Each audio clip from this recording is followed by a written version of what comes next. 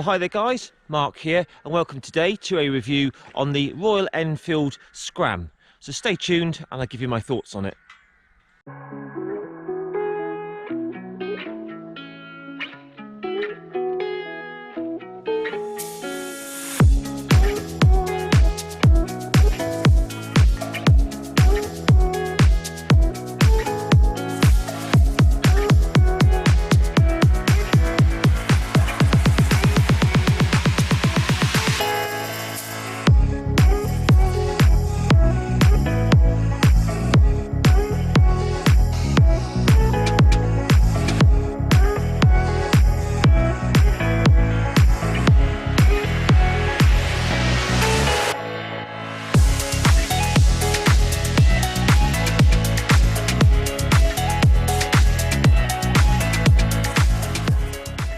Right, so Royal Enfield have been very kind enough to loan me this bike for 2 weeks now, and in the 2 weeks I've had it, I've put quite a few miles on it, and I've really got to know the bike well, and I'm just going to run through all the various specifications on it. First of all, going to address a few questions that people have posted, and then we're going to go for a test ride, and then a final thoughts at the end. So price on these, they're coming in at £4,599 plus the on-the-road charge, and add another £100 to that for the silver version, which is this, or the white version. A2 licence compatible. So this has the same engine as the Himalayan, which is, you know, really proven well, tried and tested. It's a single cylinder, single overhead cam, 411cc, air and oil cooled. There's an oil cooler up in there. 2-valve engine, just producing a modest 24 horsepower at 6,500 RPM. It's all about torque, this engine. It really does pull well from low RPM. 32 Newton meters of torque at quite a low 4,250 RPM. So the seat on this is very comfortable. The one-piece design. I have ridden this bike for about 2.5 hours, was my longest trip on it, and it proved to be very comfortable for that sort of journey. So if you wanted to do long trips on this, no problem at all. Just take a look at me on the bike. I'm 5'7" tall with a 30-inch inside leg, about 170 centimeters tall, and just see how I fit it, and then you can kind of compare that for yourself.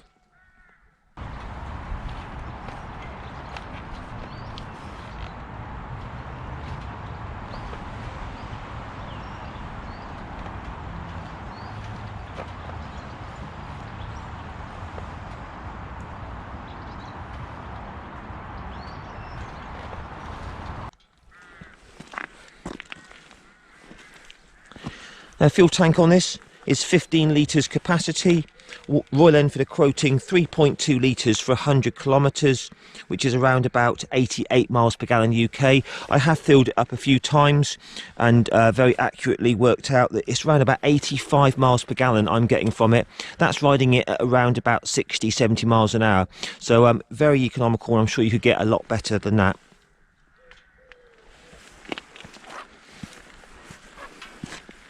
So tyres on this, we've got Seat, which are an Indian make. We've got a 100 section on the front and a 120 section on the rear. 19-inch front wheel, 17-inch rear. Obviously the Himalayan has a 21-inch front wheel, and to be honest, I actually found the 19-inch wheel is a good compromise, really. You know, it's slightly quicker steering than a 21-inch, but it still does go over potholes and rough surfaces really well. So I'm liking the 19-inch wheel. The Seat dual-purpose tyres work very well as well.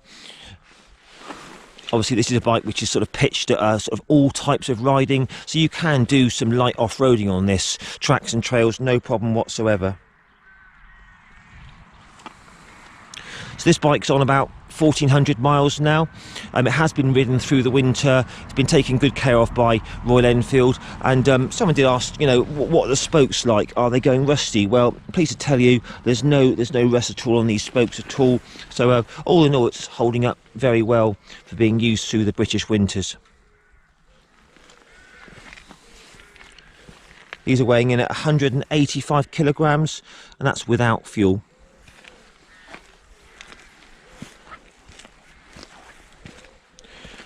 Got a 5-speed transmission on this, no problems at all, very smooth shifting. I've had no false neutrals or any problems at any time getting into gear, so nice gearbox, no problems there at all. So as I said earlier, this is a multi-purpose bike. It's kind of designed for commuting, you know, urban environment, tracks and trails, all sorts of type of riding really. So it's a bit more of an all-rounder, I would say, than the Himalayan. It's a bit more, you know, built for the urban environment is what Royal Enfield is saying. Someone has asked me, how does this compare to my Hunter 350? Well, this is it's physically much bigger. It feels, you know, just more bike. It's more of an adventure sort of feel to it, adventure style bike. The Hunter is like a beefed up 125. Performance is similar between the two. Obviously the price is a bit more expensive on this than the Hunter, but this is probably a better all-rounder. If you wanted to do some sort of, you know, off-roading, you know, this is definitely more utilitarian than the Hunter, but I'm keeping my Hunter for now. I'm loving it. Someone also said, is 24 horsepower enough? Well, it will maintain between 60 and 70, absolutely no problem at all. The top speed on this is around about 75 to 80 miles an hour. So, you know, it's not about speed, this bike. It's just about, you know, cruising around, just enjoying the countryside. So I would say, you know, 24 horsepower is enough. You know, you're only going to buy this type of bike if that's what you're happy with. So there you go. Long distance comfort, I was asked. Well, yeah, I've been in the saddle for 2.5 hours, absolutely no problem at all. It's a nice upright position, so I'd recommend this if you wanted to do some distance. I also took a passenger on the back, and they were on there for about half an hour, not that long, but no complaints at all. It's got grab rails, decent foot pegs there for the passenger, so no problems. Got long travel suspension here, 190mm travel on the front there, so if you were to go off-road, no problem at all. And 180mm travel on the rear with a preload adjustable rear monoshock, and the front forks are non-adjustable. Comes as standard with the Tripper navigation that works very well.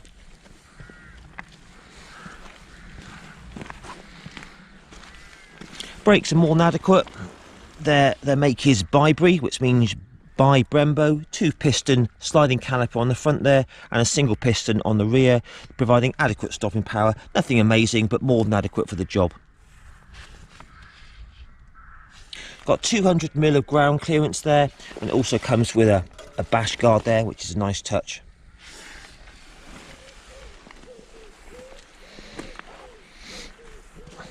I did take this out at night time for a quick ride, and the front just standard halogen bulb there, more than bright enough for night riding, no problems at all. It's got standard indicator bulbs and an LED rear light as well.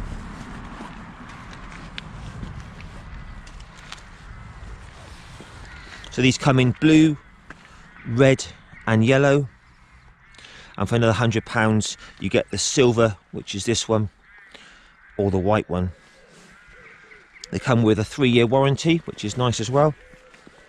Servicing on these is at 300 miles for your first service, oil and filter change, and they should be checking the valves as well.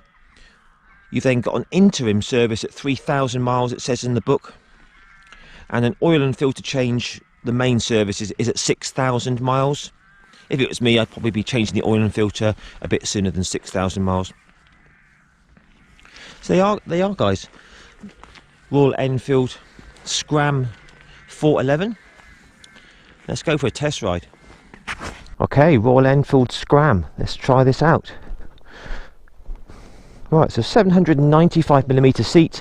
I've got a 30-inch inside leg, and my legs I'm nearly flat-footed on it, so very nearly flat-footed. I think if you had slightly shorter legs than me, say you were 29, you'd still be alright. You might be on the balls of your feet, but yeah, so I mean a bit shorter than me, say you were 5'6", I think you'd be alright with this. And it's a bike, it's quite a big physical bike, so I think sort of 6 foot plus, you'll still be fine with it. So controls with all Royal Enfields, you know, they're very basic. It's no sort of fancy electronics on these, and that's the appeal of them really. So clutch is non-adjustable. We've got your flasher, high and low beam, indicators and horn, nice and simple. And on this side you've got your hazards, your start, your kill switch and your info button. So same display here that's used on a lot of the Royal Enfields. You've got your analog speedometer, fuel gauge, gear indicator, which is nice, your trips, your clock and all your warning lights, and you've got the trip and navigation. So let's try this out. So starts up, first press, nice single cylinder 411cc throb, very nice indeed. Right then, let's try this. So nice and light clutch, it's always a good start, and away we go. So straight away you notice that it's got a really good amount of bottom end pull to it, really does pull well. And I mean, these roads here in Dorset in the south of England, these country roads are very, very bumpy, especially in the winter. But I mean, I'm quite pleased to be on a bike like this with these tyres, these dual purpose tyres. It kind of feels like it's meant for the job. So far it's a very smooth engine off the bottom end. We'll try it at the higher speeds later, but so far very smooth and tractable. Okay, so out on the open road here in the south of England on the Royal Enfield Scram. Let's just talk about the bike. So starting off with the mirrors, usual sort of thing that you see on a lot of these Enfield bikes these days.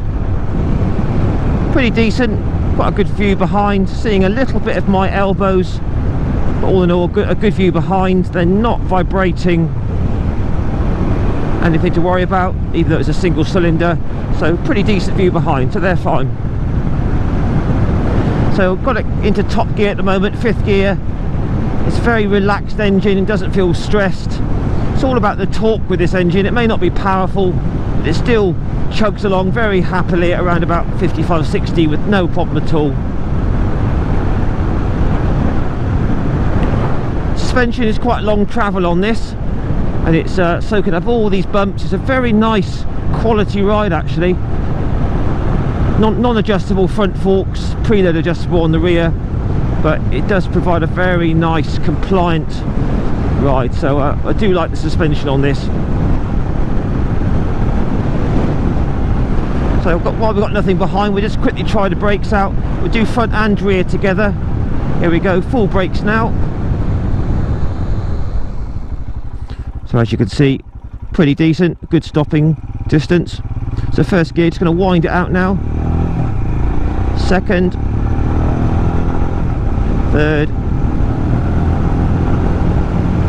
So it's quite easily up to 50, into fourth. There's your 60, so all is good. I have GPS checked the speedo and it's very accurate. It just overreads by the usual sort of few miles an hour, so no problems at all there. Being a sort of an all-terrain sort of all-purpose bike, the riding position's nice and upright, bars are nice. It's just a generally very nice, comfortable bike to ride. Feels solid and a nice decent size and very stable as well. Leg position pretty much straight down, so loads of leg room and a nice comfortable position on the leg without too much bend. Back brake on its own has got stacks of bite as well.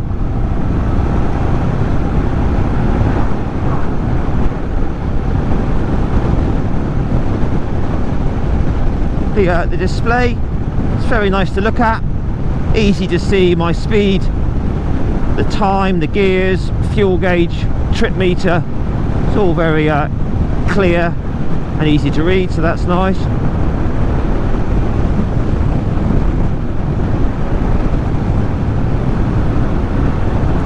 Front brake, yeah, it's got a good decent amount of bite to it, not too much dive on the front forks.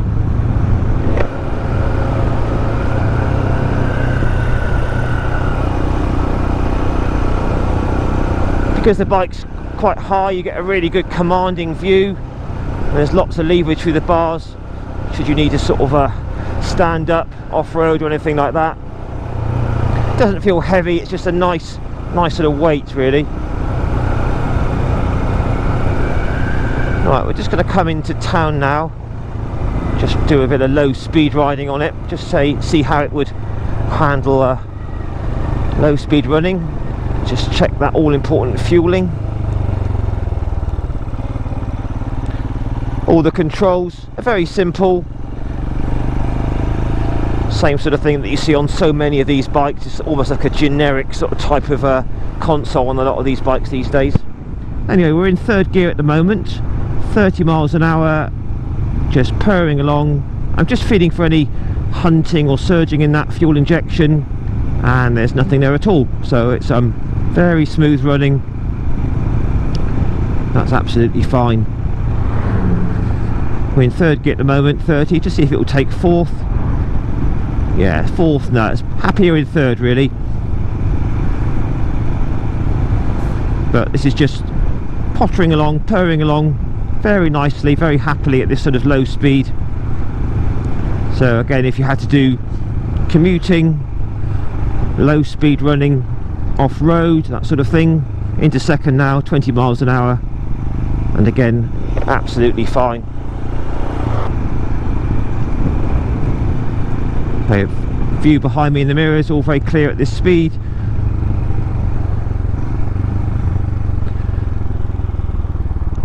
Very easy to manoeuvre. I mean, these are damp roads today. It's actually been snowing a little bit this morning, would you believe? And the tyres feel absolutely fine, these dual purpose tyres. Right, down to first now. Just going to trickle along. Yeah, that's absolutely fine. So yeah, the Enfield Scram for the low speed work is absolutely fine. Gearbox is slick, positive, clutch is super light. It just feels very comfortable in the saddle, nice riding position, so absolutely fine for low speed work, guys. So just coming out of town now, third gear, going to wind it open, show you how it performs. As you can see, again, you know, 60 miles an hour, no problem at all. We'll try it on the dual carriageway in a minute, but it's holding an indicated 60 in fifth gear very easily indeed.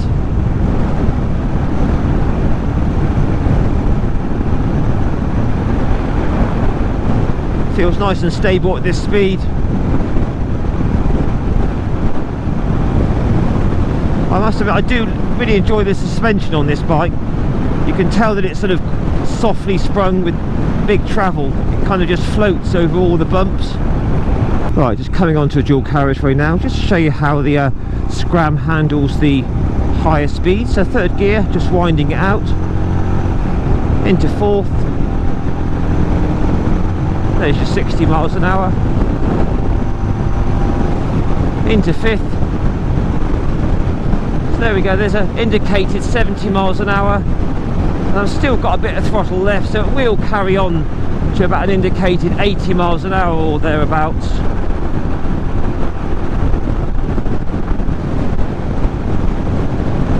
Wind blast is acceptable at this speed, not too bad at all, and it feels exceptionally stable.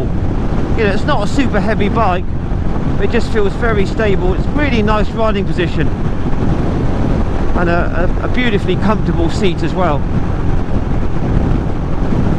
So it sounds to me now at sort of 70 mile an hour like the engine's doing, I don't know, 5,000 RPM, something like that. But good news, the vibration levels are absolutely at a minimum. I can't feel anything through the seat, a tiny buzz through the bars and a tiny buzz through the pegs, but all in all, very smooth engine for a single cylinder. So I'm just going to slow it down now to 50 miles an hour, and I'll just give it a little wind open, roll on in top gear for you. So there's 50, top gear now, winding it open. There's your 60, and there's 70 for you. So you can see it's quite flexible even in top gear.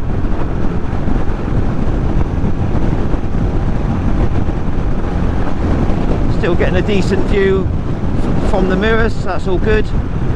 Just slow it down a little bit. Yeah, sort of 65 is a nice place on this, really. It's more relaxing, should we say. So there you go, guys. Enfield Scram at the higher speeds, absolutely fine. It will hold 70 miles an hour all day long with no problem, with a little bit to spare as well.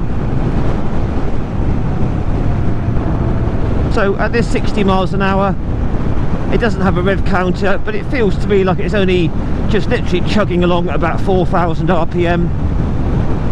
Feels very relaxed. The engine doesn't feel stressed at all. Just try those brakes again. Yeah, absolutely fine. Right, we'll just try a little roll on. Third gear. 40 mile an hour, open it up. There's your 50. So it does pull pretty well for 24 horsepower. You know, the engine isn't stressed at all, really. It's more about torque from the low RPMs.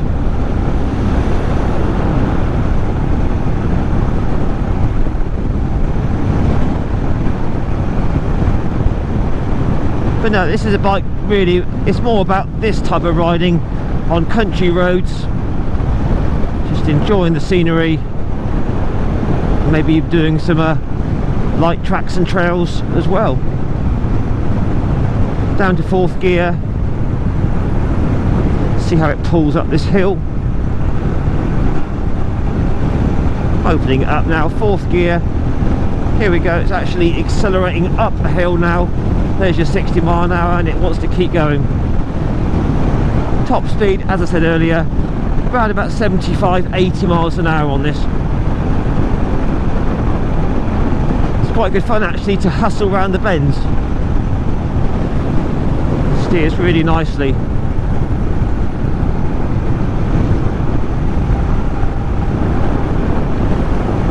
Alright, let's have a final thoughts down here.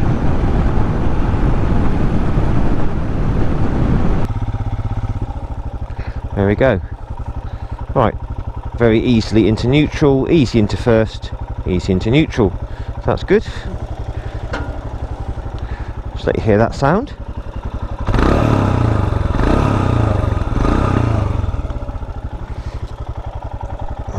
Just show you the lights and indicators. There's your high beam and your indicators.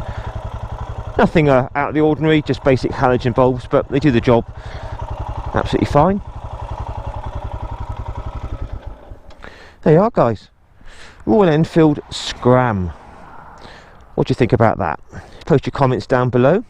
I've enjoyed having it for 2 weeks. It's been a good sort of fun bike. It's a do everything sort of bike. Bit of off-road, commuting, you know, back lanes. It will hold 70 miles an hour, no problem at all on dual carriageways, as you've seen. What it's like to push off the side stand. So yeah, 85 kilos without fuel. It's a sort of a moderate effort to push it around, but nothing too bad. As you can see, look, I can do a sort of spin it around, no problem at all.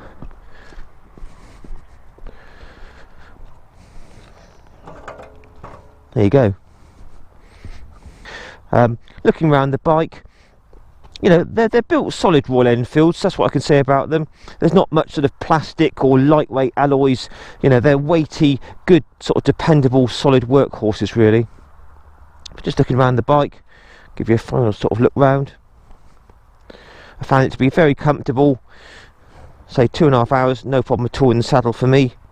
And I've really enjoyed riding it for 2 weeks. Anyway, guys, don't forget, please post your comments down below, and don't forget to like, share and subscribe to my channel, and I'll catch you again in a week or two. Bye for now.